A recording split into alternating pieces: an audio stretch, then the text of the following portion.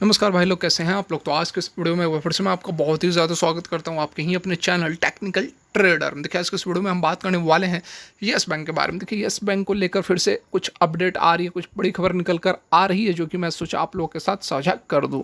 देखिए यहाँ पर आप सभी जान रहे हैं कि यस बैंक की जो हालत हुई है, इसके पीछे जिन लोगों जो लोग जिम्मेदार हैं उनके खिलाफ यहाँ पर इंक्वायरी चल रही है और रोज़ कुछ ना कुछ बड़े खुलासे होते आ रहे हैं। लेकिन ये जो खुलासे होते हैं, ठीक है, इसमें ईडी या फिर सीबीआई या फिर इनकम टैक्स डिपार्टमेंट, यही जो इन्वेस्टिगेशन एजेंसियां हैं, इन्होंने ही खुलासा किया है कि जैसे कि जो भी प्रमोटर राणा कपूर हो या फिर जो भी इसमें इन्वॉल्व है, इनको बर्बाद करने में, यस बैंक को बर्बाद करने में जो भी इन्वॉल्व है, उनके खिलाफ जो खुलासे होते हैं वो ये इन्वेस्टिगेशन एजेंसियां करती हैं। ठीक है, इस बार देखिए कुछ इनसाइडर लोग मतलब कि जो इंस्टीट्यूशन इसमें इन्वॉल्व थे, जैसे कि लोन का हो गया, एनपीए का हो गया, लोन का जैसे तैसे बंटवारा कर देना। तो जो एजेंसियाँ इनमें इन्वॉल्व थी, मतलब कि जो इंस्टीट्यूशन जिन्होंने लोन लिया, जिन्होंने घपला किया यस बैंक के साथ मिलकर, इनके प्रमोटर के साथ मिलकर, उनकी तरफ से भी कुछ यहाँ पर खुलासा हुआ। और पहली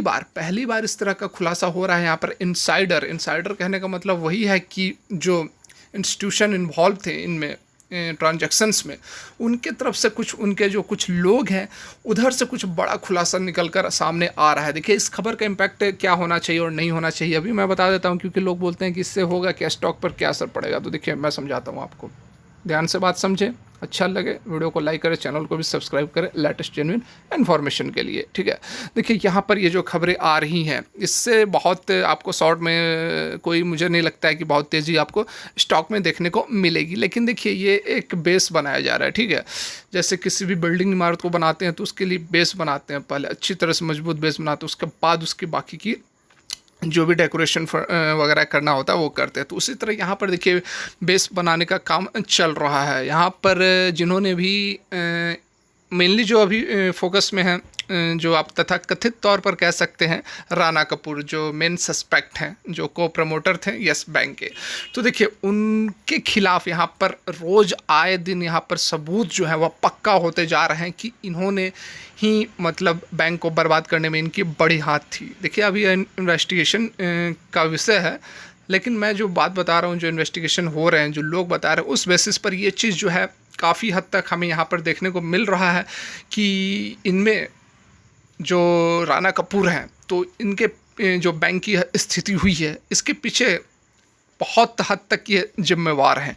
ये बात अभी प्रूफ नहीं हुई है और हम और आप प्रूफ भी नहीं कर सकते हैं, लेकिन जो बातें निकल कर आती हैं मीडिया में, जो बातें निकल कर आती हैं इन्वेस्टिगेशन से, जो इनसाइडर लोगों से बातें पता चलती, उसके बेसिस पर हम अपना कंक्लूजन निकालने की कोशिश कर रहे हैं। हम कोई बात कन्फर्म भी नहीं कर रहे हैं, ना हमें वैसी कोई अथॉरिटी है, ना हमें कोई वो अधिकार है कि हम किसी को अप्रूव कर सके और ना अप्रूव कर सके। ठीक है, लेकिन यहाँ पर जो बातें हमें समझ में आ रही है उससे तो बिल्कुल यहाँ पर क्लियर होते दिख रहा है कि इसके पीछे कौन है, यस बैंक की हालत करने के पीछे कौन है।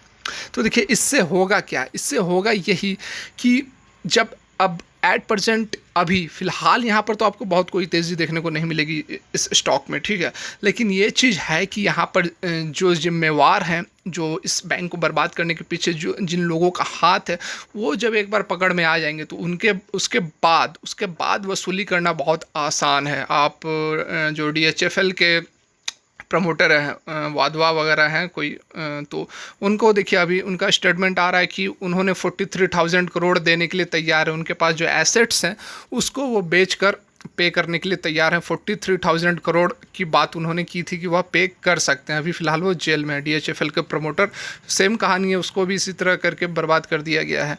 तो देखिए इसी तरह का बात है यहाँ पर कि एक बार जब प्रूफ हो जाएगा कि इसके पीछे कौन है, तो फिर उसके बाद रिकवरी हो जाएगी, और जब रिकवरी हो जाएगी, जब लिक्विडिटी आ जाएगी, तो फिर कोई प्रॉब्लम नहीं होगी। लेकिन इसमें समय लगेगा, और रॉबिन हुड इन्वेस्टर्स टाइप के रातों रात करोड़पति बनने वाले जो सपने देखते हैं वो फिलहाल यस बैंक से दूर रहें, क्योंकि ये थोड़ा प्रोसेस लेंदी है। और यहाँ पर जो हमें कार्रवाई दिख रही है बढ़िया दिख रही है और अच्छे रूप से चल रही है। ठीक है, तो देखिए ये सारी बातें तो मैंने आप लोग को बता दी। चलिए अब मैं आपको खबर पर ले चलता हूँ। तो यहाँ पर आप देख सकते हैं इकोनॉमिक टाइम्स के ऊपर हम आ गए, और जो खबर निकल कर आ रही है वह है Yes Bank behind evergreening of loans former SDIL executive. देखिए यहाँ पर एक एग्जीक्यूटिव है, फॉर्मर एग्जीक्यूटिव है, आप देख सकते हैं, housing development and infrastructure limited HDIL, इनके एक एग्जीक्यूटिव हैं। वो उन्होंने बताया है बॉम्बे हाई कोर्ट में कि जो येस बैंक है यह खुद रेस्पॉन्सिबल था उनके कंपनी की जो लोन थी उसको एवरग्रीनिंग के लिए। तो देखिए अभी आपको समझ में नहीं आया होगा ये क्या कहने का मतलब है, मैं अभी आपको समझा देता हूँ। देखिए यहाँ पर एग्जीक्यूटिव ने जो बातें बताई है उसके अकॉर्डिंग यहाँ पर जो लोन यस बैंक देती थी मैक स्टार को, ठीक है, और उसी लोन के द्वारा मैक स्टार जो थी वह HDIL की जो उनके लोन्स ड्यूज थे उसका पेमेंट करती थी। बात समझ में आया? नहीं आया? फिर से समझिए। देखिए यहाँ पर जो मैक स्टार है वह एक जॉइंट वेंचर है HDIL और DE100 ग्रुप के बीच का, ठीक है। तो यहाँ पर HDIL ने कुछ लोन लिया हुआ था, ठीक है, और उस लोन का पेमेंट कैसे करती थी HDIL? तो वह दूसरा लोन लेती थी किससे? यस बैंक से मैक स्टार लोन लेती थी और उस लोन को वापस रिपेमेंट कर देती थी HDIL, समझे? और ऐसा हम नहीं, ये जो बॉम्बे हाई कोर्ट में फाइलिंग हुई है उसके अकॉर्डिंग यहाँ पर बातें निकल कर आ रही हैं। और देखिए इससे होता क्या था, इससे होता यह था कि जो लोन HDIL ने लिया हुआ था, ठीक है, वो लोन कभी NPA होता नहीं था, ठीक है। एक सर्किल बन गया था, बात को समझ रहे हैं, एक सर्किल बन गई थी। मैक स्टार लोन लेती थी, उस लोन से फिर वो पैसे HDIL को दे देती थी, HDIL फिर यस बैंक को दे देती थी। इस तरह से होता क्या था कि जो 6 महीने के पीरियड के बाद, यहाँ पर 6 नहीं 3 महीने ही होते हैं, 3 महीने के पीरियड के बाद जो अमाउंट NPA बन जाता था वह NPA नहीं बनता था, क्योंकि वापस उसको पैसे आ जाते थे, फिर वो पैसे दे देते थी। तो यही बात को यहाँ पर बताया जा रहा है कि एवरग्रीनिंग कर दिया जाता था, मतलब कि सदाबहार कर दिया जाता था। आप कितने भी पैसे लेते रहो, आपका NPA नहीं होगा, बैंक के जो रिकॉर्ड्स हैं उसमें NPA नहीं होगा। लेकिन वैसे तो जो आप क्या कह सकते हो कि इसका बैंक की हालत ख़राब होते जा रही थी, लेकिन इसको रिकॉर्ड में नहीं दिखाया जा रहा था। और ये बातें वेंकटा अयंगर इन्होंने रिटर्न में कोर्ट को दी है, ऐसी कोई बात नहीं है, हवाई बातें नहीं है। आप देख भी सकते हैं, मैं आपको यहाँ पर देखिए स्क्रीनशॉट दिखा भी देता हूँ। और ये जो अयंगर हैं इन्हें मैक स्टार बोर्ड में नॉमिनेट भी किया गया था HDIL के प्रमोटर के द्वारा, क्योंकि इन्होंने काफ़ी साल अपना सीनियर एम्प्लॉय के तरह HDIL में बिताए थे। यहाँ पर आगे उन्होंने यह भी बताया कि जो लोन दिए जा रहे थे उसे जेन्युइन दिखाया जा रहा था बाई शोइंग की जो सैंक्शन हो रहे थे वो हो रहे थे किस लिए? Commercial building on by JB, मतलब कि अपग्रेडिंग जो बिल्डिंग्स थी JB ग्रुप के द्वारा जो बिल्डिंग को एक्वायर किया गया था उसकी अपग्रेडेशन के लिए यहाँ पर लोन जो है दिए जा रहे थे, ऐसा दिखाया जा रहा था। उसे लोन को जेन्युइन बताने की कोशिश की जा रही थी, ऐसा कहना था अयंगर का।